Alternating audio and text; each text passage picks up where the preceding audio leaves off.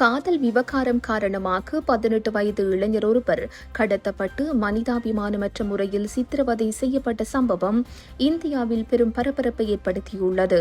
மத்திய பிரதேச மாநிலம் போபாலைச் சேர்ந்த சோனு என்னும் 18 வயது இளைஞர் ராஜஸ்தான் மாநிலம் ஜாலவர் பகுதியைச் சேர்ந்த பெண் ஒருவரை காதலித்து வந்துள்ளார்.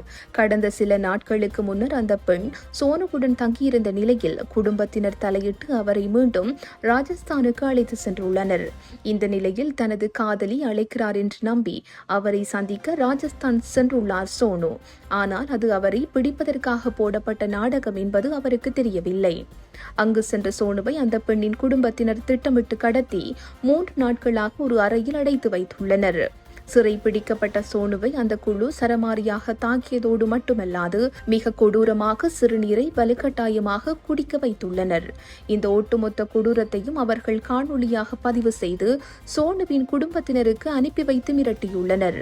அந்த அதிர்ச்சிகரமான காணொலியை கண்டு அதிர்ச்சியடைந்த குடும்பத்தினர் உடனடியாக காவல்துறையினரிடம் முறைப்பாடு அளித்தனர்.